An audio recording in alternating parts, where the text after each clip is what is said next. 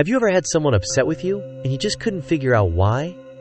I've been there, and honestly, it's frustrating. But then, I turned to the Bible, and what I found completely changed my perspective. It's not about me, it's a spiritual battle. I used to take things so personally until I realized that sometimes it's not even about me. Ephesians chapter 6 verse 12 says, "For we wrestle not against flesh and blood, but against principalities, against powers, against the rulers of the darkness of this world, against spiritual wickedness in high places." People can be influenced by struggles I could not see.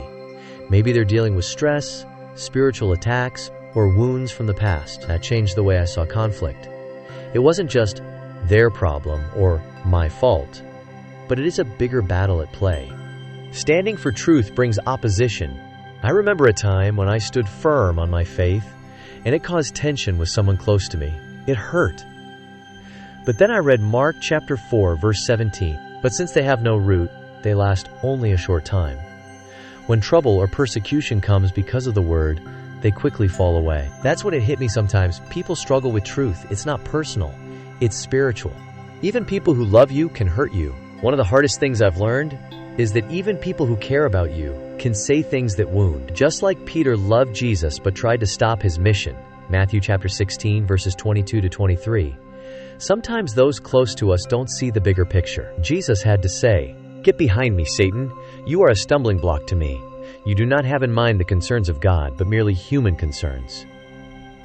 That doesn't mean they're bad people. It just means they don't always understand what God is doing in your life.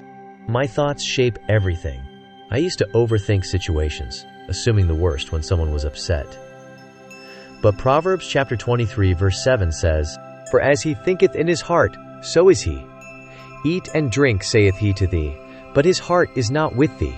What I focus on shapes my emotions and actions. If I dwell on offense, I get bitter. If I focus on grace, I find peace. Words have power. How I respond matters. When someone is angry, my first instinct used to be to defend myself. But then I learned Mark chapter 11, verse 23. "Truly I tell you, if anyone says to this mountain, 'Go, throw yourself into the sea,' and does not doubt in their heart, but believes that what they say will happen, it will be done for them." Instead of reacting, I started speaking peace over situations. I prayed instead of arguing.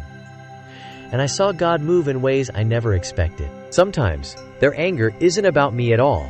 I've also realized that guilt, pain, and personal struggles can make people lash out. Proverbs chapter 6, verse 32 says, "But a man who commits adultery has no sense. Whoever does so destroys himself." Sometimes, their anger comes from their own battle with sin or regret. And I can't fix that. Only God can. So if someone is upset with you, don't take it personally. Take it to God. Ask Him for wisdom. Respond with love, and trust that He's working behind the scenes. If this helped you, share it with someone who needs to hear this today.